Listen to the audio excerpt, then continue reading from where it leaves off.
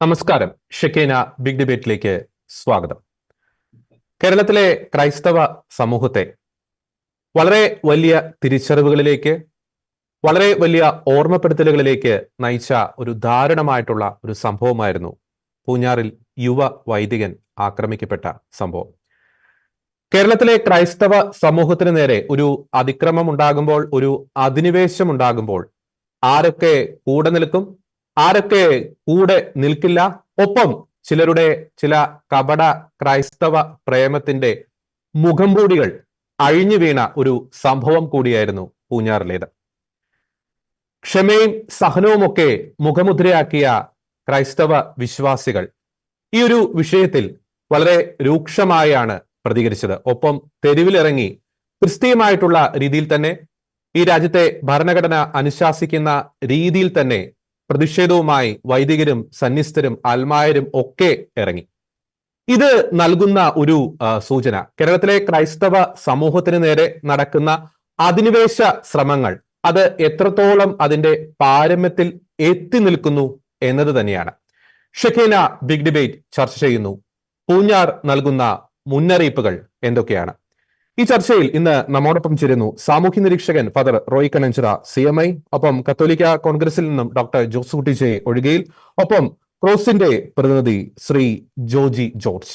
3 പേർക്കും ഈ ചർച്ചയിലേക്ക് സ്വാഗതം.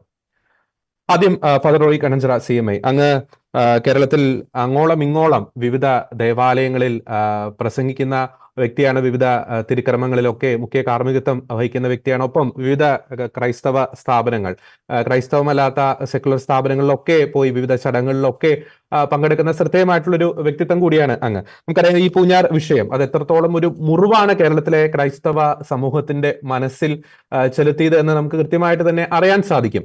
വളരെ നാളുകളായി നമ്മൾ പ്രത്യേകിച്ച് വിവിധ ഷെക്കേന ഉൾപ്പെടെയുള്ള വിവിധ മാധ്യമങ്ങളും വിവിധ സംഘടനകളും ഒക്കെ പറയുന്ന ഒരു കാര്യമാണ് കേരളത്തിൽ ക്രൈസ്തവർക്ക് നേരെ നടക്കുന്ന ഒരു അധിനിവേശ ശ്രമങ്ങൾ. അതിന്റെ ഒടുവിലത്തെ ഒരു ഉദാഹരണമാണ് ഈ പൂഞ്ഞാറിൽ നടന്ന ഒരു സംഭവം. അപ്പോൾ ഈ മാറുന്ന ഒരു കാലഘട്ടത്തിൽ നമ്മുടെ യുവജനങ്ങൾ, നമ്മുടെ ഇടവകകൾ, നമ്മുടെ വൈദികർ, നമ്മുടെ അൽമായ വിശ്വാസികൾ ഈ പൂഞ്ഞാർ സംഭവത്തിന്റെ ഒക്കെ ഒരു പശ്ചാത്തലത്തിൽ വർദ്ധിച്ചു വരുന്ന അധിനിവേശ ശ്രമങ്ങളുടെ ഒക്കെ പശ്ചാത്തലത്തിൽ പുലർത്തേണ്ട ജാഗ്രതകൾ എന്തൊക്കെയാണ്? Father Roy Kananchira CMI.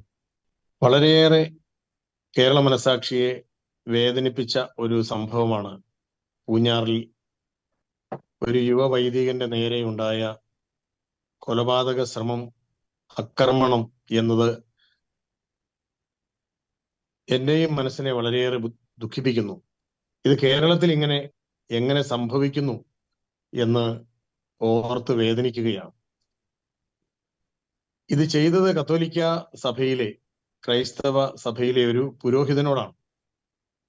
അദ്ദേഹം അവരോട് ആവശ്യപ്പെട്ടത് ആരാധന നടക്കുന്ന ദേവാലയത്തിന്റെ മുറ്റത്ത് നിന്ന് ഒഴിഞ്ഞു തരണമെന്ന് മാത്രമാണ്.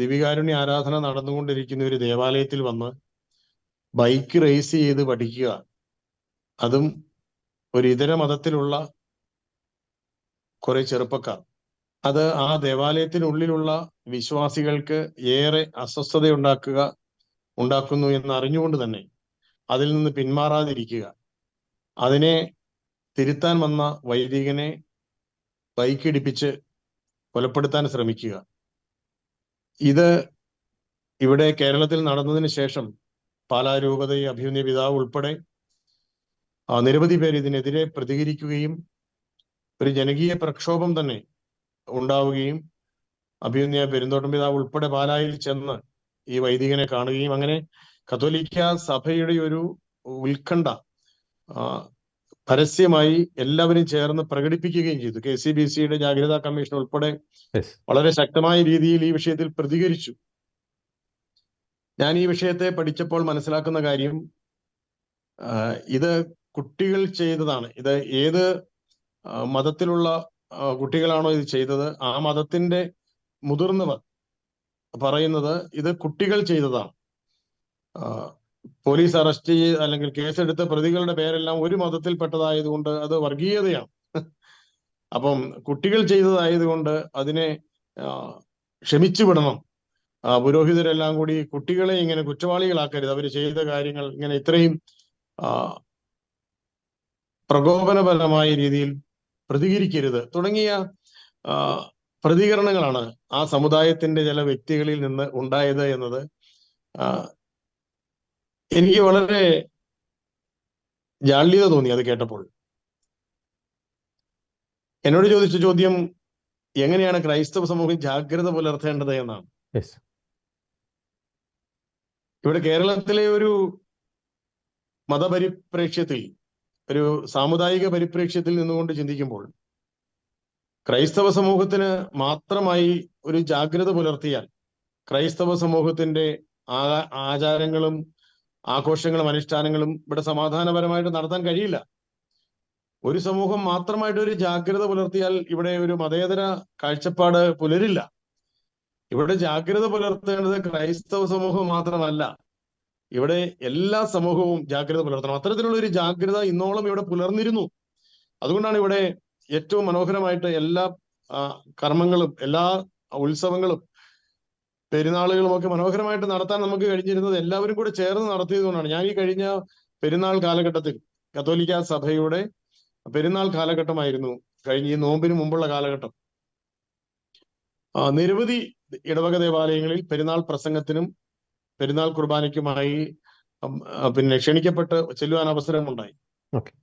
അവിടെയെല്ലാം ഞാൻ കണ്ടത് നാനാജാതി മതസ്ഥരായ സഹോദരങ്ങൾ ഒരുമിച്ച് ചേർന്ന് കൈകോർത്ത് ക്രൈസ്തവ വിശ്വാസത്തിന്റെ ഈ ഒരു ആഘോഷം കൊണ്ടാടാൻ സഹായിക്കുന്നതാണ്. നിരവധി പെരുന്നാളുകൾ, പ്രദക്ഷിണങ്ങൾ ഒക്കെ ദീർഘമായ രീതിയിൽ കിലോമീറ്ററുകൾ നടന്ന വിശ്വാസ പ്രഘോഷണ റാലികളിലൊക്കെ വെള്ളവും ആശ്വാസവുമായിട്ട് വഴി സൈഡിൽ കാത്തുനിന്നത് ഇതര മതസ്ഥരാണ്. അപ്പോൾ നമ്മുടെ എല്ലാ മതങ്ങളുടെയും ഇതുപോലെയുള്ള വിശ്വാസത്തിന്റെ പരസ്യ പ്രഘോഷണങ്ങൾ ഏതെങ്കിലും ഒരു സമുദായത്തിന്റെ മാത്രം ജാഗ്രത കൊണ്ട് നമുക്ക് നടത്താൻ കഴിയില്ല.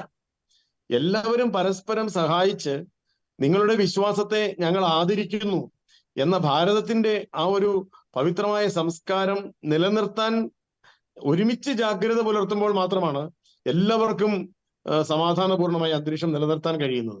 എന്നാൽ ഏതെങ്കിലും ഒരു പ്രത്യേക വിഭാഗം ഈ ജാഗ്രത നഷ്ടപ്പെടുത്തിക്കൊണ്ടുള്ള പ്രകോപനപരമായ പേക്കൂത്തുകളിലേക്ക് കടക്കുമ്പോൾ അത് മറ്റെല്ലാ സമുദായങ്ങളുടെയും മനസ്സിനെ അസ്വസ്ഥമാക്കുന്നുണ്ട്, മറ്റെല്ലാ മതങ്ങളുടെയും മനസ്സിനെ അസ്വസ്ഥമാക്കുന്നുണ്ട്. ഇവിടെ പ്രകോപനപരമായി തന്നെ അതുപോലെ പ്രതികരിക്കാൻ ആണത്വമില്ലാത്തതിന്റെ പേരിലോ ആൾബലമില്ലാത്തതിന്റെ പേരിലോ ആണോ ക്രൈസ്തവ സമൂഹം സംയമനം പാലിക്കുന്നത്? അല്ലല്ലോ. ക്രിസ്തുവിന്റെ വഴിയെ ചരിക്കുന്നത് കൊണ്ട് ക്ഷമയുടെയും സ്നേഹത്തിന്റെയും സൗഹാർദ്ദത്തിന്റെയും സാഹോദര്യത്തിന്റെയും സമഭാവനയുടെയും സന്ദേശം പങ്കുവയ്ക്കുന്ന ഒരു മഹത്തായ സാമൂഹിക നിർമ്മിതിയുടെയും സാമൂഹിക സംസ്കൃതിയുടെയും പിന്തുടർച്ചയുള്ളത് കൊണ്ട് ആ ഒരു മൂല്യധാരയിൽ അടിയുറച്ച് നിൽക്കണമെന്ന് അഭിയുന്ന പിതാക്കന്മാർ ഉൾപ്പെടെ എല്ലാ സംഘടനാ നേതാക്കൾക്കും സമുദായ നേതാക്കൾക്കും ഒക്കെ ആ മൂല്യബോധത്തോട് ആദരവുള്ളത് കൊണ്ട് പ്രതികരിക്കുമ്പോൾ സൗമ്യമായി പ്രതികരിക്കുന്നു എന്നുള്ളത് ഒരു സമുദായത്തിന്റെ ദൗർബല്യമായി ആരെങ്കിലും കരുതുന്നുണ്ടെങ്കിൽ അത് തെറ്റാണ് എന്ന് ഈ അവസരത്തിൽ ഓർമ്മിപ്പിക്കാൻ ഞാൻ ആഗ്രഹിക്കുകയാണ്. അതാരെങ്കിലും മുതലെടുക്കുന്നതായിട്ട് അങ്ങേക്ക് സംശയമുണ്ടോ ഫാദർ റോയ് കണ്ണഞ്ചിറ സീമി? ഈ ഒരു സംയമനം അല്ലെങ്കിൽ ഒരു സൗമ്യ സ്വഭാവം അത് ആരെങ്കിലും ഒക്കെ മുതലെടുക്കുന്നതായിട്ടുള്ള ഒരു ആശങ്ക അങ്ങേക്കുണ്ടോ? എന്ത് ചെയ്താലും ക്രൈസ്തവ സമൂഹമാകുമ്പോൾ ഒരു വാമൂടി കെട്ടിയുള്ള ഒരു പ്രദക്ഷിണം അല്ലെങ്കിൽ രണ്ട് മുദ്രാവാക്യം വിളി ഇതിൽ അവസാനിക്കും എന്നൊരു ചിന്തയാണ് എല്ലാവർക്കും ഉള്ളത്, ഈ പ്രകോപിപ്പിക്കുന്നവർക്കുള്ളത്. ഇല്ലെങ്കിൽ ഈ കുട്ടികളെ, ഇവിടെ ആരോ പറഞ്ഞതായി ഞാൻ സോഷ്യൽ മീഡിയയിൽ കണ്ടു, ഇത് മക്കളെ വളർത്തിയതിന്റെ വളർത്തു ദോഷമാണ് എന്ന് ആരോ പറഞ്ഞതായി കണ്ടു. എനിക്ക് ചോദിക്കാനുള്ളത്, ഇത് കുട്ടികൾ ചെയ്തതായി കണ്ട് ക്ഷമിക്കണമെന്നുണ്ടെങ്കിൽ ഈ കുട്ടികളെ വളർത്തുന്ന ഈ മുതിർന്നവർ അവര് പറഞ്ഞ് മനസ്സിലാക്കി കൊടുക്കണ്ടേ?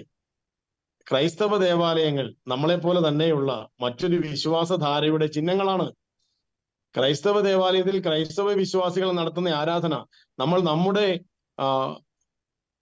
ആരാധനാ സ്ഥലത്ത് നടത്തുന്ന ആരാധനയെ പോലെ തന്നെ അവർക്ക് പവിത്രമാണ്. അത് വിശുദ്ധമായി സംരക്ഷിക്കാനുള്ള ഉത്തരവാദിത്വം നല്ല അയൽക്കാർ, അയൽ മതങ്ങൾ, മതവിശ്വാസികൾ എന്നുള്ള നിലയിൽ നമുക്കുമുണ്ട് എന്ന് ഈ മക്കളെ പറഞ്ഞു പഠിപ്പിക്കണ്ടേ? അതിനു പകരം ഇവരെ ഇങ്ങനെ കയറൂരി വിടുകയും ഇവര് കാണിക്കുന്ന വിദ്യാർത്ഥികളാണ്, കുട്ടികളാണ്, യുവജനങ്ങളാണ് എന്ന് പറഞ്ഞുകൊണ്ട് പ്രായപൂർത്തിയായ വിദ്യാർത്ഥികൾ ചെയ്യുന്ന പ്രകോപനപരമായ പ്രവൃത്തികളെ ലഘൂകരിച്ച് അവരോട് ക്ഷമിക്കണം, അവരെ കേസിൽ നിന്ന് ഊരിയെടുക്കണം, അവർക്കെതിരെ കേസ് കൊടുക്കരുത്, ആ കേസ് കൊടുത്തത് തന്നെ വലിയ തെറ്റായി പോയി എന്നുള്ള രീതിയിലുള്ള പ്രസ്താവനകൾ നടത്തി പത്രസമ്മേളനം നടത്തുന്നവരോട് എനിക്ക് ചോദിക്കാനുള്ളത്, ഇവിടെ ഞങ്ങൾക്ക് ക്രൈസ്തവ സമൂഹത്തിന് ഏറ്റവും വിശുദ്ധമായ ചിഹ്നമായ ഞങ്ങളുടെ വിശുദ്ധ കുരിശിന്റെ മുകളിൽ ഇതേ സമുദായത്തിൽപ്പെട്ട യുവജനങ്ങൾ, കുട്ടികൾ കയറി നിന്ന് വൈകൃതം കാണിച്ചപ്പോൾ ഇവരെന്തുകൊണ്ട് ഇനി ഒരിക്കലും അത് മാത്രമല്ല, അത്തരത്തിലുള്ള ഒരു മതവികാരങ്ങളെ വ്രണപ്പെടുത്തുന്ന സംഭവങ്ങളും ഉണ്ടാകരുത് എന്ന് അവരെ പറഞ്ഞ് പഠിപ്പിച്ചില്ല? ഓരോ ഇടങ്ങളിലും ക്രൈസ്തവ ചിഹ്നങ്ങളെ മുറിപ്പെടുത്തുകയും ക്രൈസ്തവ ചിന്തകളെ വേദനിപ്പിക്കുകയും വിശ്വാസികളെ അപമാനിക്കുകയും ചെയ്തിട്ട്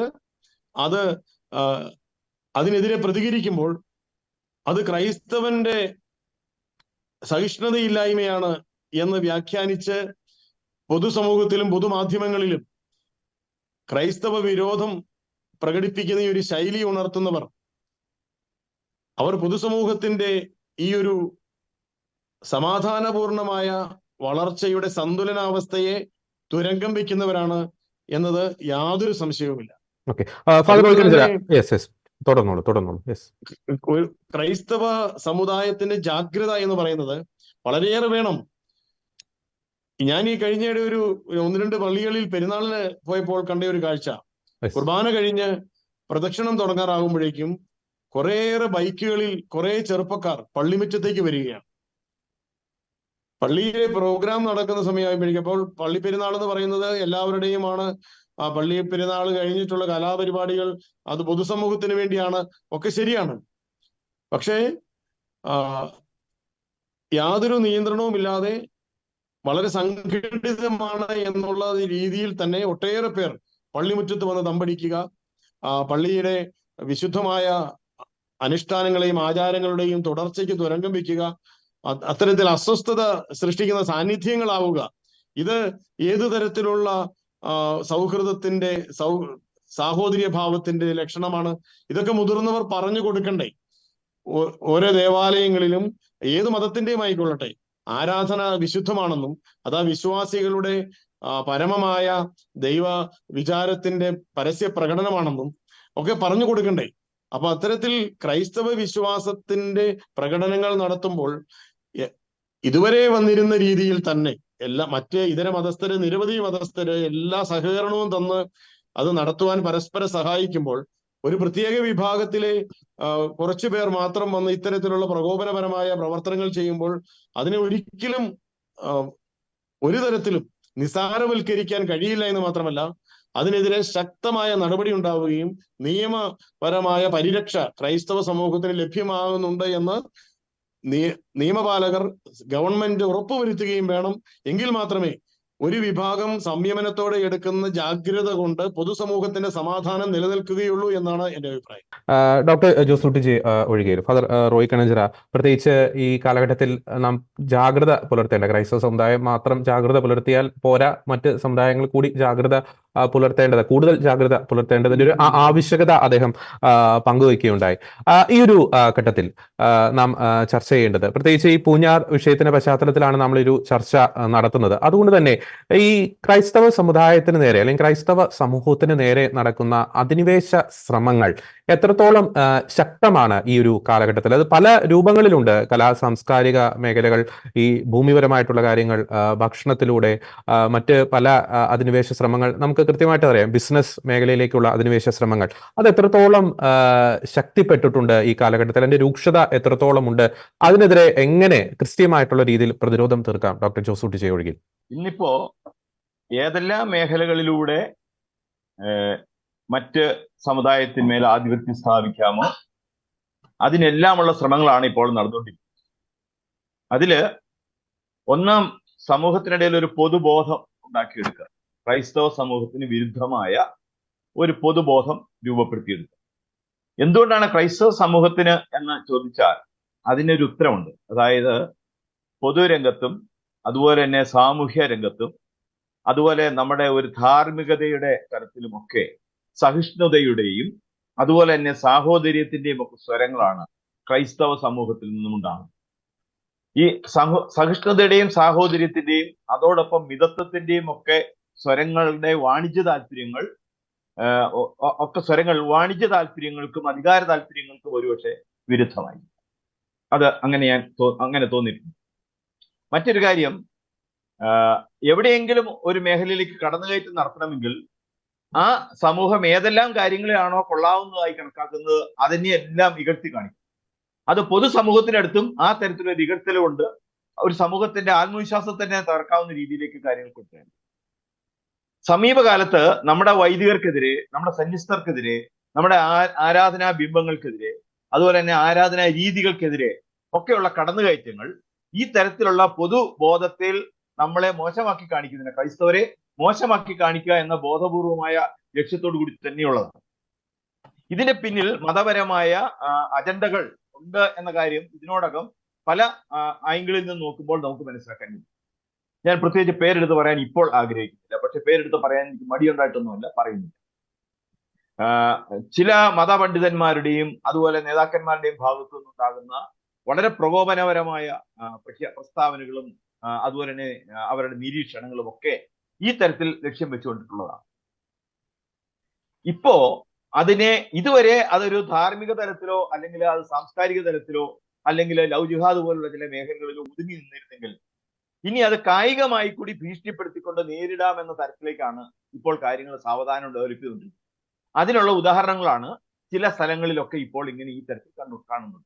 അതാണ് എനിക്ക് അതിനെ സംബന്ധിച്ച് പറയാനുള്ളത്.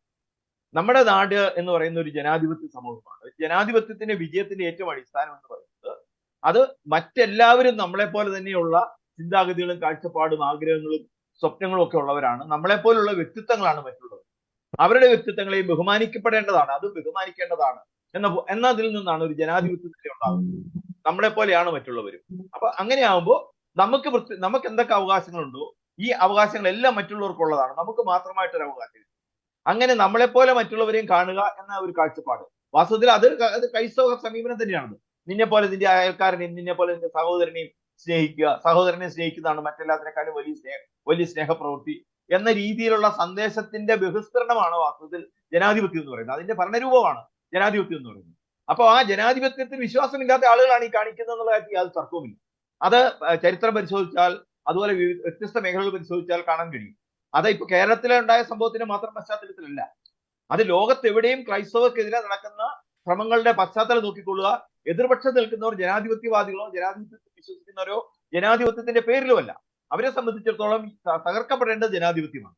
എന്നാൽ അവർ ഉപയോഗിക്കുന്നത് ജനാധിപത്യം നൽകുന്ന അവസരങ്ങളും സൗകര്യങ്ങളും സ്വാതന്ത്ര്യങ്ങളുമാണ്. അപ്പൊ ഇത് വാസ്തവത്തിൽ നേരെ ഇരിക്കുന്ന കമ്പ് മുറിക്കുന്ന പോലെയോ അല്ലെങ്കിൽ നമ്മൾ പറയുമല്ലോ ഒരു സംഗതി അങ്ങനെ ആയിരിക്കുന്നതുകൊണ്ട് തന്നെ മറ്റുള്ളവരെ അതിനെ ചൂഷണം ചെയ്യുന്ന ഒരു അവസ്ഥയിലേക്ക് വരിക. ഇവിടെയാണ് കേരളത്തിലെ ഈ സാഹചര്യത്തെ നമ്മൾ പ്രത്യേകമായിട്ട് എടുത്ത് കാണേണ്ടത്. വളരെ ബോധപൂർവമായ ഒരു ശ്രമം ഇതിന്റെ പിന്നിൽ ഉണ്ട്. അത് അവിലും മരലും കരുതിക്കോ അല്ലെങ്കിൽ കുന്തിരിക്കം കരുതി വെച്ചോ എന്ന് പറയുന്ന മുദ്രാവാക്യങ്ങളിൽ മുതൽ അത് മനുഷ്യൻ വഴിയെ നടന്നു പോകുമ്പോൾ നമ്മുടെ കുരിശിനെയും അതുപോലെ നമ്മുടെ ആരാധനകളെയും നമ്മുടെ പ്രാർത്ഥനാ രീതികളെയും ഒക്കെ അവഹേളിക്കുന്നത് മുതൽ ഉള്ള എല്ലാ തരങ്ങളിലും നമുക്ക് കാണാൻ കഴിയുന്നത് ഇത് തന്നെ. അതുകൊണ്ട് ഇത് ഒരു ഒറ്റപ്പെട്ട സംഭവമല്ല. ഇത് വളരെ ഗൗരവമായി ഭരണകൂടങ്ങളും അതുപോലെ തന്നെ ജനാധിപത്യ ബോധമുള്ള എല്ലാവരും എടുക്കേണ്ട വളരെ പ്രധാനപ്പെട്ട ഒരു സാഹചര്യമാണിത്. ഇത് കുട്ടിക്കളിയായിട്ട് കണ്ട് നമ്മൾ അതിനെ അങ്ങോട്ട് തിരിക്കാൻ വെക്കാൻ പാടില്ല. അവലും മലരും കരുതിക്കോ കുന്തിരിക്കം കരുതിക്കോ എന്ന് വിളിച്ചു പറഞ്ഞത് ഒരു കുട്ടിയാണ്, അല്ലാതെ മുതിർന്നയാളല്ല. അത് കുട്ടികളെ കൊണ്ട് ചെയ്യിക്കുന്നതാണെന്ന് തന്നെയാണ് നമ്മൾ ഇതിനകത്ത് മനസ്സിലാക്കേണ്ടത്. അതുകൊണ്ട് ആ തരത്തിൽ ഇതിനെ നമ്മൾ വളരെ ലാഘവത്തോടുകൂടി ഇതിനെ കാണാൻ പാടില്ല. അതേ സമയത്ത് ഇതിനെ നമ്മൾ അതേ നാണയത്തിൽ തിരിച്ചടിച്ചുകൊണ്ട് കാര്യമില്ല. ഇവിടെ ജനാധിപത്യത്തിന്റെ ബോധ്യവും മൂല്യങ്ങളും നിയമത്തിന്റെ സാഹചര്യങ്ങളും നിയമവാഴ്ചയും ഉറപ്പിച്ചുകൊണ്ട് നമ്മൾ ഇതിനെ നിയമപരമായും അതുപോലെ തന്നെ ഒരു സാമുദായികമായും തന്നെ നമ്മൾ അതിനെ നേരിടണം. എന്ന് വെച്ച് കഴിഞ്ഞാൽ സാമുദായിക സ്പർദ്ധ ഉയർത്തിക്കൊണ്ടല്ല, മറിച്ച് നല്ല മാതൃകകൾ കാണിച്ചുകൊണ്ടും എന്നാൽ ഇത്തരത്തിൽ പരിപാടികളും കോപ്പിരാട്ടുകളും ഒന്നും ഞങ്ങളുടെ ചെലവാകില്ല എന്ന വ്യക്തമായ സന്ദേശം നൽകിക്കൊണ്ട് തന്നെ വേണം നമ്മൾ ഇത് പോകാൻ. അതിന്റെ അകത്ത് നമ്മൾ ഇപ്പൊ ചെയ്തതാണ് ജനാധിപത്യം നൽകുന്ന ആ ഒരു സ്വാതന്ത്ര്യവും ആ ഒരു പൗരബോധവും ആ പ്രതിഷേധിക്കാനും പ്രതികരിക്കാനുള്ള അവസരവും ജനാധിപത്യ മൂല്യങ്ങൾക്ക് തടസ്സം വരാത്ത രീതിയിൽ തന്നെയാണ് നമ്മളത് പ്രതിഫലിപ്പിച്ചത്. ആ തരത്തിലുള്ള പ്രതിഫലനങ്ങൾ തന്നെയാണ് നമുക്ക് കൂടുതൽ ശക്തമായിട്ട് മുന്നോട്ട് കൊണ്ടുപോകേണ്ടത്. അത് തന്നെയാണ് ജനാധിപത്യ രാഷ്ട്രങ്ങളിലൊക്കെ ഈ ചില കടന്നുകയറ്റങ്ങൾക്കെതിരെ നടക്കുന്ന പ്രതിരോധങ്ങൾ എന്ന് പറയുന്നത്. അത് അമേരിക്കയിലായാലും അത് UK-യിലായാലും അത് ഈവൻ ഇപ്പോ ജർമ്മനിയിലൊക്കെ കുറച്ച് തീവ്രമായി. ജർമ്മനിയിലെ ഈ സഹിഷ്ണുതയുടെ തലമൊക്കെ വിട്ടിട്ട് അധിനിവേശത്തെ എതിർക്കാനുള്ള തലങ്ങൾ അവർ മാറ്റിക്കളഞ്ഞു. അപ്പൊ അതുകൊണ്ട് തീർച്ചയായും നമ്മൾ ആ തരത്തിൽ തന്നെ വേണം മുന്നോട്ട് കൊണ്ടുപോകാൻ. ഇതിന് ശക്തമായും അതിശക്തമായും വളരെ ബുദ്ധിപരമായും അല്ലെങ്കിൽ വളരെ നയപരമായും ജനാധിപത്യത്തിനകത്ത് നിന്നുകൊണ്ട് തന്നെ നമ്മൾ അതിനെ പ്രതിരോധിക്കുക തന്നെ വേണം. ഓക്കെ, വ്യക്തമാണ്. ശ്രീ ജോജി, നേരത്തെ ശ്രീ ജോസൂട്ടി ജെ ഒഴികയിൽ സൂചിപ്പിച്ചതുപോലെ നേരത്തെ പലതരത്തിലുള്ള ഒരു അധിനിവേശ ശ്രമങ്ങളായിരുന്നു ക്രൈസ്തവർക്ക് നേരെ നടന്നിരുന്നത്, പ്രത്യേകിച്ച് ബിസിനസ് പരമായിട്ട് അല്ലെങ്കിൽ മാധ്യമ മേഖലയിലൂടെ, സാംസ്കാരിക മേഖലയിലൂടെ, ഈ പ്രണയ കെണികളിലൂടെ. പക്ഷെ ഏറ്റവും ഒടുവിൽ ഇതാ കായികമായ രീതിയിലുള്ള ഒരു അധിനിവേശ ശ്രമത്തിന്റെ ഒരു ഉദാഹരണമായി നമുക്ക് പൂഞ്ഞാർ സംഭവത്തെ ക്രിസ്തീയ വിശ്വാസി സമൂഹം ചൂണ്ടിക്കാണിക്കുന്നു. ഈ അധിനിവേശ ശ്രമങ്ങൾ ഇത്രത്തോളം ഒരു പാരമ്യത്തിൽ എത്തിയിട്ടും എന്തുകൊണ്ടാണ് നമ്മുടെ ക്രൈസ്തവ സമുദായത്തിലെ അല്ലെങ്കിൽ സമൂഹത്തിലെ, പ്രത്യേകിച്ച് കേരളത്തിലെ ക്രൈസ്തവരിലെ ഒരു ചെറിയ വിഭാഗമെങ്കിലും ഇത്തരം ശ്രമങ്ങളെ നിസ്സാരവൽക്കരിക്കുന്നു, അല്ലെങ്കിൽ കണ്ണടച്ച് ഇരുട്ടാക്കുന്നു? നമ്മൾ ഒരു ലളിതമായി പറഞ്ഞാൽ, എത്ര പറഞ്ഞാലും മനസ്സിലാകാത്ത രീതിയിൽ അവരുടെ ചിന്താഗതികൾ പോകുന്നു. എന്തുകൊണ്ടാണ് അങ്ങനെ സംഭവിക്കുന്നത്? നേരത്തെ റോയിച്ചൻ ഈ ഒരുമിച്ച് നിൽക്കേണ്ടതിനൊരു ആവശ്യകതയൊക്കെ ചൂണ്ടിക്കാണിച്ചല്ലോ. അതിന്റെ ഒരു പശ്ചാത്തലത്തിൽ കൂടിയാണ് അങ്ങയുടെ ഈ ഒരു ചോദ്യം, ശ്രീ ജോജി. എനിക്ക് ഈ കാര്യത്തിൽ പറയാനുള്ളത്, നമ്മുടെ ഈ യുവതലമുറയിൽ കുറച്ച് ആളുകൾ ഇതിനെതിരെ പ്രതികരിക്കുന്നുണ്ടെങ്കിലും അതിലൊരു ഭൂരിപക്ഷ ആളുകളും കാലങ്ങളായിട്ട് പിന്തുടർന്നു പോരുന്ന അവരുടെ രാഷ്ട്രീയത്തെ പിന്തുടരാനാണ് അവർ ആഗ്രഹിക്കുന്നത്. അതുകൊണ്ടാണ് ചില വിഷയങ്ങൾ വരുമ്പോൾ അവര് വേറെ മറ്റു വിഷയങ്ങൾ അവതരിപ്പിച്ചുകൊണ്ട് അതിനെ മറികടക്കാനുള്ള ശ്രമം നടത്തുന്നത്. അപ്പൊ നമ്മുടെ ഈ യുവതലമുറയിൽ ഇങ്ങനൊരു രാഷ്ട്രീയ സമുദായത്തോടുള്ള സ്നേഹം അവർക്ക് അത്ര ഉണ്ടോന്ന് തോന്നുന്നില്ല. അവരുടെ രാഷ്ട്രീയം കഴിഞ്ഞിട്ട് അവർ സമുദായത്തെ, യുവതലമുറയാണേലും ഇച്ചിരി പ്രായം ചെന്ന ആളുകളാണേലും ഭൂരിപക്ഷം ആളുകൾ അവരുടെ രാഷ്ട്രീയത്തിനാണ് മുൻഗണന കൊടുക്കുന്നത്. അത് കഴിഞ്ഞിട്ടാണ് അവർ സമുദായത്തോടുള്ള കാര്യത്തിലോട്ട് വരുന്നത്. അതേസമയം നമ്മൾ ഈ പറഞ്ഞ സമുദായമാണെങ്കിൽ അവർക്ക് രാഷ്ട്രീയം രണ്ടാമതേ വരുന്നുള്ളൂ. അവരുടെ സമുദായമാണ് ഒന്നാമത്. അവരുടെ സമുദായത്തിന്റെ കാര്യത്തിനാണ് അവർ മുൻഗണന കൊടുക്കുന്നത്. പക്ഷെ ഇങ്ങനൊരു സാഹചര്യം വരാനുള്ള കാര്യം എന്ന് പറഞ്ഞു കഴിഞ്ഞാൽ, കാലങ്ങളായിട്ട് നമ്മുടെ സമുദായ നേതൃത്വം, സഭാ നേതൃത്വം രാഷ്ട്രീയപരമായിട്ടുള്ള വിദ്യാഭ്യാസം കൊടുക്കുന്നതിൽ പരാജയപ്പെട്ടു എന്ന് വേണം പറയാൻ. നമ്മൾ മറ്റു രീതികളിൽ ദൈവികമായ വിദ്യാഭ്യാസം കൊടുക്കുന്നുണ്ട്, പിന്നെ വിവാഹ ഒരുക്ക സെമിനാറുകൾ നടത്തുന്നുണ്ട്, മറ്റു പലതും. പക്ഷെ ഒരു രാഷ്ട്രീയ അവബോധനപരമായിട്ടുള്ള ഒരു കാര്യത്തിലോട്ട് നമ്മൾ ആ ഒരു രീതിയിൽ എത്തിയോ എന്നുള്ളത് നമ്മൾ ചിന്തിക്കേണ്ട ഒരു കാര്യമാണ്. നമ്മൾ രാഷ്ട്രീയം പറയുന്നതും പ്രവർത്തിക്കുന്നതും അത്ര മോശപ്പെട്ട കാര്യമാണെന്നുള്ള ഒരു കാര്യം കുറച്ച് നാളുകൾക്ക് മുമ്പ് വരെ സമൂഹത്തിൽ നിന്ന്, രാഷ്ട്രീയം എന്ന് പറഞ്ഞു കഴിഞ്ഞാൽ അത് ചെറിയ ഒരു മോശപ്പെട്ട കാര്യമാണ്, നമുക്ക് ഈ മക്കളൊന്നും ആ രീതിയിൽ പോകരുത്, അവര് വിദേശ രാജ്യങ്ങളിലേക്ക് പോകാനുള്ള ആ ഒരു കോഴ്സുകൾ തിരഞ്ഞെടുത്ത് പഠിക്കുക, പോവുക, അതിനപ്പുറം രാഷ്ട്രീയപരമായിട്ടുള്ള ഒരു രാഷ്ട്രീയത്തിൽ കൂടി സമുദായത്തിനെ കൂടുതൽ സേവിക്കാനുള്ള ഒരു അവസരം പ്രയോജനപ്പെടുത്തുന്ന രീതിയിലോട്ട് സമുദായം മാറിയിട്ടില്ല. നമ്മള് സഭയാണെങ്കിൽ പോലും നമ്മൾ ആതുര സേവന രംഗത്ത് പ്രവർത്തിക്കുന്നതിന്റെ ഒരു കാര്യം സാമൂഹ്യ സേവനമാണ് ലക്ഷ്യമിടുന്നത്. വിദ്യാഭ്യാസപരമായിട്ടാണേലും ആരോഗ്യപരമായിട്ടുള്ള ആ രീതിയിലാണ് സമുദായത്തെ സമൂഹത്തെ ഉദ്ധരിക്കാനായിട്ടുള്ള ശ്രമമാണ് ഇതെല്ലാം നടത്തുന്നത്. ഹോസ്പിറ്റലുകളാണേലും സ്കൂളുകളാണേലും നടത്തുന്നത്. പക്ഷെ നമ്മൾ മനസ്സിലാക്കേണ്ടത്, ഇതിനപ്പുറം നല്ല പൗരബോധമുള്ള നല്ല രീതിയിൽ പ്രവർത്തിക്കുന്ന ഒരു സമൂഹത്തെ വളർത്തിയെടുക്കാൻ നമ്മൾ എത്രത്തോളം രാഷ്ട്രീയപരമായിട്ട് അവരെ ഉപയോഗിക്കാൻ, രാഷ്ട്രത്തെ സേവിക്കുന്നതിനുള്ള ഒരു സമൂഹത്തെ വളർത്തിയെടുക്കാൻ നമ്മൾ ശ്രമിച്ചിട്ടുണ്ടോ എന്നുള്ളത് നമ്മൾ ചിന്തിക്കേണ്ട കാര്യമാണ്. ആ ഒരു രീതിയിലോട്ട് നമ്മൾ പോകാത്തത് കൊണ്ടാണ് ആ ഒരു മേഖലകളിൽ നമുക്ക് വരുന്ന ഇതിനെ പ്രതിരോധിക്കാനുള്ള ആൾക്കാർ കുറവായിട്ട് വരുന്നത്. ഓരോരുത്തരും അവരുടെ സ്വന്തം താല്പര്യം അനുസരിച്ച് അവരുടെ സ്വന്തം ലൈഫ് കെട്ടിപ്പടുക്കാനുള്ള ശ്രമത്തിലാണ്. ഇങ്ങനൊരു വിഷയത്തിൽ ഇടപെടുന്ന ഒരു വ്യക്തിക്ക് എന്തെങ്കിലും ആപത്ത് വന്നു കഴിഞ്ഞാൽ ആ വ്യക്തി ഒറ്റയ്ക്ക് അത് നേരിടേണ്ട അവസ്ഥ വരുന്നുണ്ട്. ഒരു സമുദായത്തിൽ നിന്ന് മറ്റംഗങ്ങളോ അല്ലെങ്കിൽ സഭാ നേതൃത്വമോ അവരെ സഹായിക്കാനോ മറ്റു കാര്യങ്ങൾക്കോ ആരും വരില്ല. അത് ഈ ഒരു മാറ്റം തന്നെ ഉണ്ടായിട്ട് ഒരു 3-4 വർഷത്തിൽ കൂടുതലായിട്ടില്ല. നമ്മൾ ഇത്രയും ചിന്തിക്കുന്ന പോലെയുള്ള ചർച്ചകളും കാര്യങ്ങളും ആയിട്ട് തന്നെ ഒരു 3-4 വർഷത്തിൽ കൂടുതലായിട്ടില്ല. അതിനു മുമ്പ് വല്ലവരും പ്രവർത്തിച്ചിട്ടുണ്ടെങ്കിൽ അവരതിന്റെ തിക്തഫലം അനുഭവിച്ചിട്ടുണ്ടെങ്കിൽ അവർ ഒറ്റയ്ക്ക് തന്നെ അത് നേരിടേണ്ട അവസ്ഥ വന്നിട്ടുണ്ട്. അപ്പൊ അങ്ങനെയുള്ള സാഹചര്യങ്ങൾ വന്നതുകൊണ്ട് ഇതിൽ നിന്നൊക്കെ ഒത്തിരി പേര് പുറകോട്ട് പോയിട്ടുണ്ട്. ഞാൻ സ്വന്തം ജീവിതത്തെ മാത്രം നോക്കി മുന്നോട്ട് പോകുന്ന ആ ഒരു സാഹചര്യം ഉണ്ടായിട്ടുണ്ട്. അപ്പൊ അതിന് മാറ്റം വരണത്തുണ്ടെങ്കിൽ നമ്മുടെ സഭാ നേതൃത്വവും സമുദായ സംഘടനകളും അതിന് മുന്നിട്ടിറങ്ങണം. നമ്മളിപ്പോൾ ഈ ഒരു കാര്യത്തിൽ നമ്മൾ പ്രതികരിച്ചു. ഈ ഒരു കാര്യത്തിന് ശേഷം അടുത്ത വേറൊരു വിഷയം വരുമ്പോൾ നമ്മൾ ഈ കാര്യത്തെ മറന്നു പോകുന്നു. അങ്ങനെ വരുമ്പോൾ പിന്നെയും പഴയ അവസ്ഥയിലോട്ട് നമ്മൾ പോകുകയാണ്. അപ്പൊ അതിനൊരു മാറ്റം വരുത്തണമെങ്കിൽ ഈ ഒരു ഉണർവുണ്ടായതിനെ നമ്മൾ ഏകീകരിച്ചുകൊണ്ട് ഒരു നല്ല രീതിയിൽ അതിനെ സമുദായത്തിന് ഗുണപ്രദമായ രീതിയിൽ അതിനെ മാറ്റിയെടുക്കണമെങ്കിൽ സഭാ നേതൃത്വവും സമുദായ സംഘടനകളും മുന്നിട്ടിറങ്ങിയാലേ പറ്റത്തുള്ളൂ. ഓക്കെ. ഒപ്പം ഫാദർ റോയ് കണ്ണഞ്ചിറ, ഒരു കാര്യം കൂടി. പ്രത്യേകിച്ച് നമുക്കറിയാം, നമ്മുടെ ഈ ക്രൈസ്തവ സമുദായം കേരളത്തിലെ ഒരു കുടിയേറ്റ ചരിത്രമുള്ള ഒരു സമുദായം തന്നെയാണ്. ഈ മലയോര മേഖലകളിലേക്കൊക്കെ കുടിയേറി പാർത്തവർ, പ്രത്യേകിച്ച് ഈ വന്യമൃഗങ്ങളോടും കാട്ടാനകളോടും ഒക്കെ പടപൊരുതി മണ്ണിൽ പൊന്നു വിളിയിച്ച ഒരു ചരിത്രം നമ്മുടെ പഴയ അച്ചായന്മാരൊക്കെ നമുക്കറിയാം. ഒരു കുറെ കൂടി നാടൻ ഭാഷയിലൊക്കെ കടമെടുത്ത് പറയുകയാണെങ്കിൽ അന്നൊക്കെ ഒരു ആരടാ എന്ന് അവരോട് ചോദിച്ചു കഴിഞ്ഞാൽ ഞാനടാ എന്ന് തന്റെ ഇടത്തോടെ അവർക്ക് പറയാൻ സാധിച്ചിരുന്നു പലപ്പോഴും. പക്ഷേ ഇപ്പോൾ പലപ്പോഴും പലരും ആശങ്ക ഉന്നയിക്കുന്ന ഒരു കാര്യമുണ്ട്. നമ്മുടെ ക്രൈസ്തവ സമുദായത്തിന്റെ പ്രതികരണ ശേഷി ഒരു തണുത്തു പോയിക്കൊണ്ടിരിക്കുന്നു. അത് ആൺകുട്ടികളായിക്കോട്ടെ, പ്രത്യേകിച്ച് ആൺകുട്ടികളായിക്കോട്ടെ, ഒപ്പം തന്നെ പെൺകുട്ടികളായിക്കോട്ടെ. അത് എന്തുകൊണ്ടാണ് അങ്ങനെ സംഭവിക്കുന്നത്? കുറെ കൂടി ഒരു പ്രതികരണ ശേഷിയിലേക്ക് അത് നമ്മൾ ചിലരൊക്കെ ചൂണ്ടിക്കാണിക്കുന്ന ഒരു കാര്യമുണ്ട്. ഒരു കംഫോർട്ട് സോണിൽ നമ്മുടെ കുട്ടികളെയൊക്കെ നാം വളർത്തുന്നതിന്റെ ഒരു കുഴപ്പമാണ് എന്നൊക്കെ പലരും ആശങ്ക ഉന്നയിക്കുന്നുണ്ട്. അതിനോടുള്ള അങ്ങയുടെ ഒരു നിരീക്ഷണം എന്താണ് ഫാദർ റോയ് കണ്ണഞ്ചിറ? ഞാനതിനെ കാണുന്നത് ക്രൈസ്തവ മനസ്സിന് ഒരു പൊതു ഐക്യബോധം ഉണ്ടാകേണ്ടിയിരിക്കുന്നു എന്നതാണ്. കേരളത്തിൽ ക്രൈസ്തവ സമൂഹം എന്ന് പറയുന്നത് ആരാണ് എന്ന് ചോദിച്ചാൽ ഇവിടെ ചെതറിക്കിടക്കുന്ന ഒരുപറ്റം സമൂഹങ്ങളുടെ ഒരു കൂട്ടായ്മയാണ് എന്ന് പറയേണ്ടി വരും. വിവിധ സഭകൾക്കുള്ളിലെ ഉപവിഭാഗങ്ങൾ, അവർ തമ്മിലുള്ള ഭിന്നതകൾ, ഇതെല്ലാം കൃത്യമായി മുതലെടുത്തുകൊണ്ട് തന്നെയാണ് കക്ഷി രാഷ്ട്രീയക്കാരും വിവിധ മതത്തിൽ തീവ്ര നിലപാടുകളോടുകൂടി ക്രൈസ്തവ മതത്തെ അസ്വസ്ഥപ്പെടുത്തണമെന്ന് ആഗ്രഹിക്കുന്നവരും കൃത്യമായി സഭയ്ക്കുള്ളിലെ ക്രൈസ്തവ സമൂഹത്തിനുള്ളിലെ ഭിന്നതകൾ കൃത്യമായി മുതലെടുത്തുകൊണ്ടാണ് ഇത്തരത്തിലുള്ള പ്രവർത്തനങ്ങൾ മുന്നോട്ട് വയ്ക്കുന്നത്. അതുകൊണ്ട് തന്നെ ഏതെങ്കിലും ഒരു അവയവത്തിന്, ഇപ്പം വിശുദ്ധ പൗലോസ്ലീഹ കൊരിന്ത്യക്കാർക്ക് എഴുതിയ ലേഖനത്തില് ഒരു ശരീരം പല അവയവങ്ങൾ എന്ന സഭയെ വർണ്ണിക്കുന്നുണ്ട്.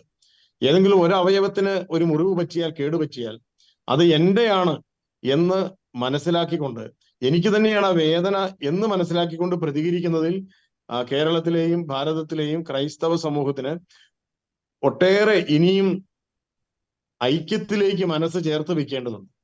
ഇവിടെ ഓരോരുത്തരും ഒറ്റയ്ക്കൊറ്റയ്ക്ക് വളരുന്നു, പക്ഷേ തകർച്ച വരുമ്പോൾ ഒരുമിച്ച് തകരുന്നു എന്ന ഒരു സാഹചര്യം നിലനിൽക്കുന്നതായി നമ്മൾ നിരവധി മേഖലയിൽ ചർച്ച ചെയ്തിട്ടുണ്ട്.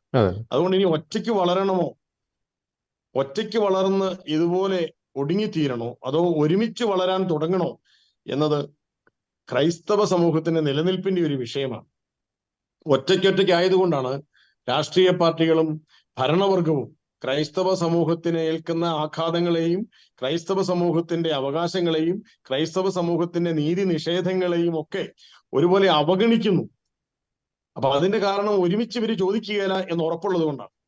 അതുകൊണ്ട് ക്രൈസ്തവ സമൂഹത്തിന് നേതൃത്വം നൽകുന്ന ആത്മീയ മേഖലയിലും അൽമായ മേഖലയിലും ക്രൈസ്തവ സമൂഹത്തിന് ഓരോ സഭകളിലും നേതൃത്വം നൽകുന്ന വ്യക്തികൾക്ക് ഒരുമിച്ച് ചേർന്നുകൊണ്ട് ആ യുവജനങ്ങളെ ചേർത്ത് നിർത്തി സഭയുടെ വിശ്വാസത്തെ സംരക്ഷിക്കുന്ന ഒരു സംഘടിത രൂപം, ഒരു സംഘടിത ഭാവം ഉണ്ടാക്കുവാൻ ഇനിയും ഒട്ടും കാലതാമസം വരുത്തരുത് എന്നതാണ് എന്റെ അഭിപ്രായം.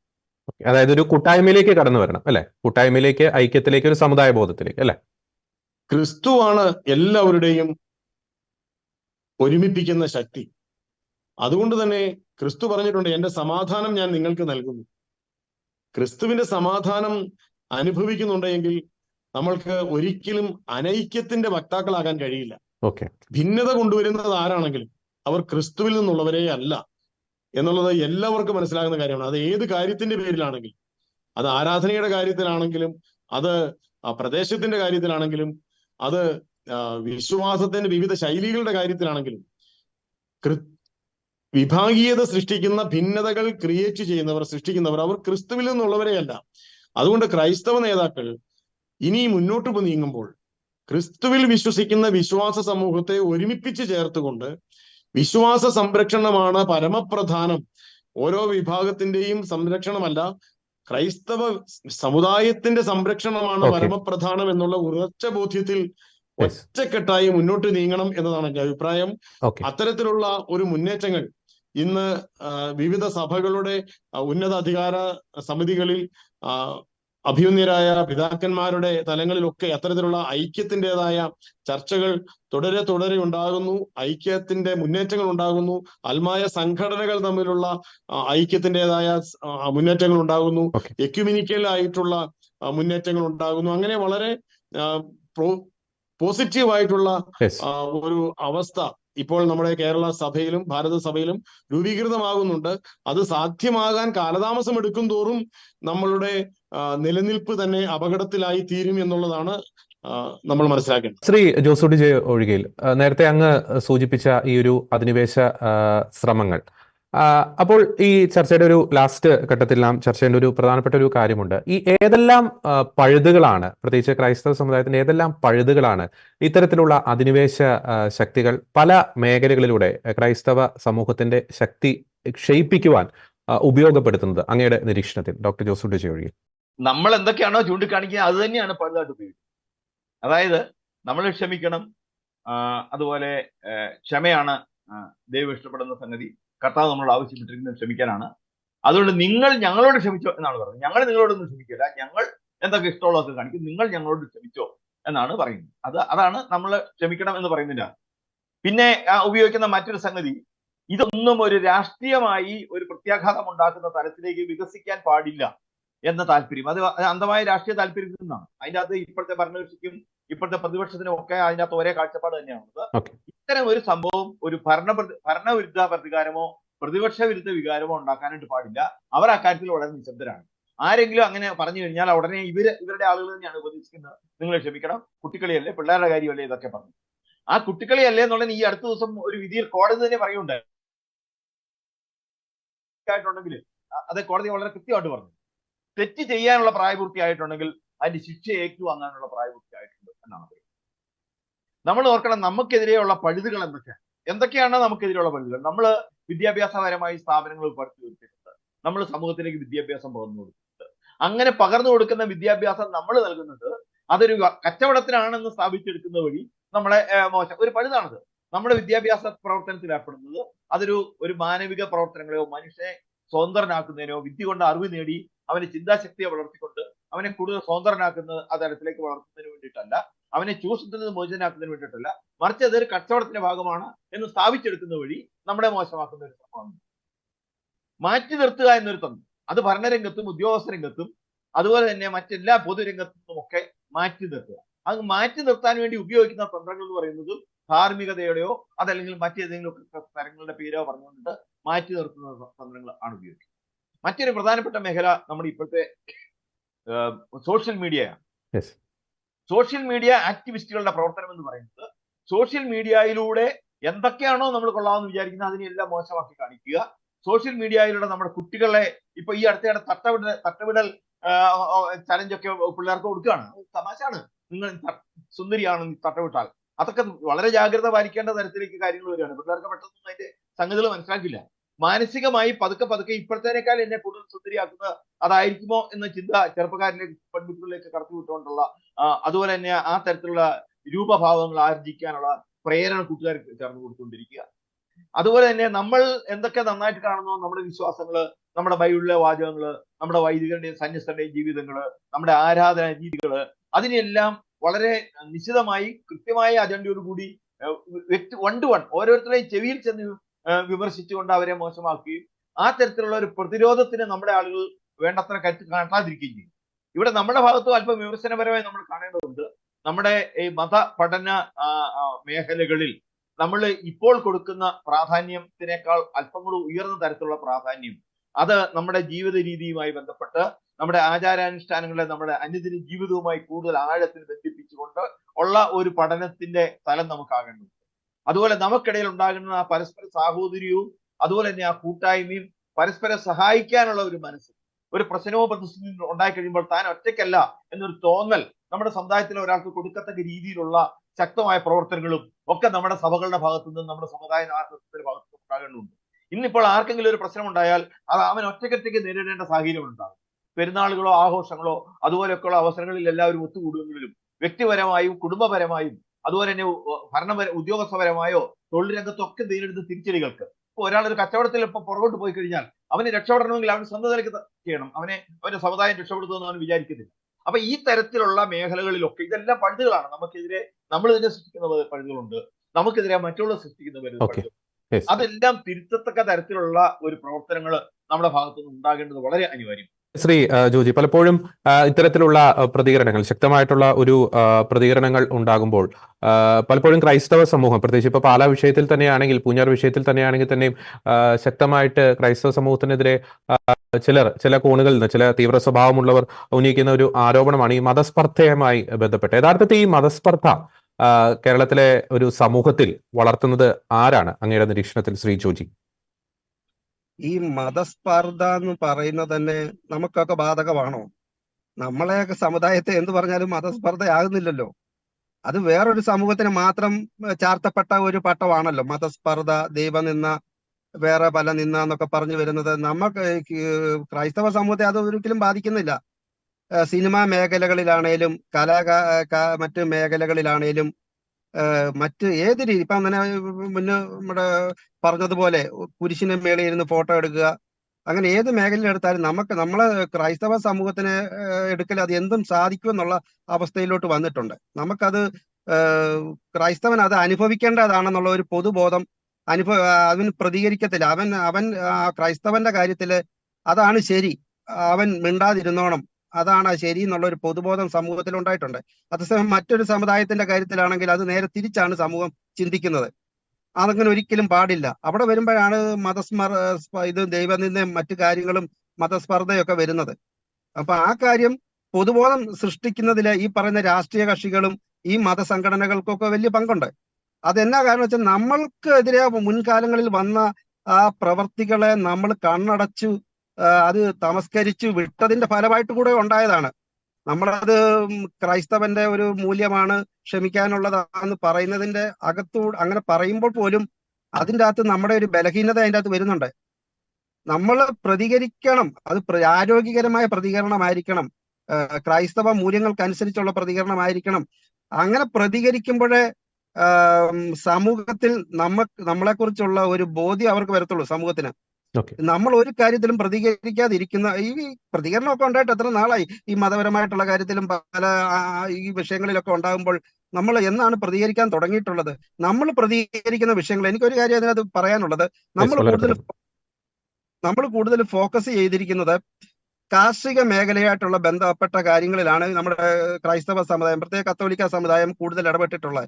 കർഷകന്റെ വിഷയത്തിലും വന്യജീവി ആക്രമണത്തിലെ വിഷയത്തിലൊക്കെ നമ്മൾ നല്ലപോലെ പ്രതികരിച്ചിട്ടുണ്ട്. പക്ഷെ ആ വിഷയം മാത്രം നമ്മൾ മുന്നോട്ട് പോയി കഴിഞ്ഞാൽ സമുദായത്തിന് അത് വളരെ ദോഷം ചെയ്യും. കാരണം ഈ ഒരു തലമുറ, അതായത് ഒരു 10, 15, 20, 15 വർഷം കൂടെ കഴിയുമ്പോൾ ഇപ്പൊ കൃഷി ചെയ്യുന്ന ആൾക്കാർ പ്രായമാകും, അവരുടെ മക്കളൊന്നും കൃഷിയിലോട്ട് പോകത്തില്ല.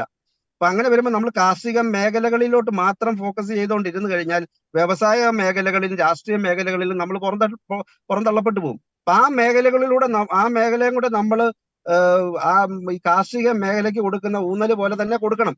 അത് മുൻകാലങ്ങളിൽ കൊടുക്കാത്തത് കൊണ്ടാണ് നമുക്ക് ആ മേഖലകളിൽ തിരിച്ചടി ഉണ്ടാകുന്നത്. അത് ഇനിയെങ്കിലും തിരുത്തി പോയില്ലെങ്കിൽ നമ്മളൊരു 15 വർഷം കഴിയുമ്പോൾ, 10-15 വർഷം കഴിയുമ്പോൾ, ഇപ്പോൾ ഇത്ര ആക്രമണം ഉണ്ടായിട്ടുള്ളൂ, ഒരു 10-15 വർഷങ്ങൾ കഴിയുമ്പോഴത്തേക്ക് ഇതിനകത്ത് ഒരു കാര്യം കൂടെ ശ്രദ്ധിക്കണം. ഇവരെ ഈ ഒരു സംഭവം ഉണ്ടാകുമ്പോൾ ഈ നമ്മുടെ ഭരണകക്ഷിയുടെ പാർട്ടി എല്ലാവിധ പിന്തുണയും കൊടുക്കുന്ന ഒരു സാഹചര്യം കാണുന്നുണ്ട്. ഇത് രണ്ടും ഫാസിസ്റ്റ് ചിന്താഗതി പുലർത്തുന്ന സംഘടനകളാണ്. അപ്പൊ ഇവർ രണ്ടുകൂടെ ഒന്നിച്ചോണ്ടുള്ള ഒരു കൂട്ടുകെട്ട് ഉണ്ടായി കഴിഞ്ഞാൽ ഒരു 10 വർഷം കഴിയുമ്പോൾ ഈ പറയുന്ന നമ്മൾ ഈ രീതിയിൽ നിന്ന് കഴിഞ്ഞാൽ നമുക്ക് ഒരു വിധത്തിലും മുന്നോട്ട് പോകാൻ വയ്യാത്ത അവസ്ഥയുണ്ടാകും. അപ്പൊ അതുകൊണ്ട് നമ്മൾ എത്ര ഈ കാര്യത്തിൽ ശ്രദ്ധിച്ച് അതിനുള്ള നടപടികൾ എടുത്തുകൊണ്ട് മുന്നോട്ട് പോകണമെന്നാണ് എനിക്ക് ഈ കാര്യത്തിൽ പറയാനുള്ളത്. വളരെ വ്യക്തമായിട്ടുള്ള ആശയങ്ങളാണ് ശ്രീ ജോജി പങ്കുവച്ചത്. ഞാൻ സമയ പരിമിതി മൂലം നമ്മൾ ഈ ചർച്ച അവസാനിപ്പിക്കുകയാണ്. വളരെ വ്യക്തമായിട്ടുള്ള ആശയങ്ങൾ പങ്കുവയ്ക്കപ്പെട്ട ഒരു ചർച്ചയായിരുന്നു ഇത്. പ്രത്യേകിച്ച് ഈ പൂഞ്ഞാർ വിഷയത്തിന്റെ ഒക്കെ ഒരു പശ്ചാത്തലത്തിൽ ക്രൈസ്തവ സമൂഹത്തിന് നേരെ പല രീതിയിലുള്ള അതിക്രമങ്ങൾ വർദ്ധിച്ചുകൊണ്ടിരിക്കുന്ന ഒരു പശ്ചാത്തലത്തിൽ എത്രത്തോളം ജാഗ്രത ശക്തിപ്പെടുത്തണം, ശ്രദ്ധിക്കേണ്ട മേഖലകൾ, ഇവയെ പറ്റിയായിരുന്നു ഈ ഒരു ചർച്ച. ശക്തമായിട്ടുള്ള ആശയങ്ങൾ പങ്കുവച്ചത്. ഈ ചർച്ചയിൽ വളരെ സജീവമായി പങ്കെടുത്ത father Roy Kannanchira CMI, doctor Josutty J Ozhikayil Shri Joji, 3 പേർക്കും നന്ദി.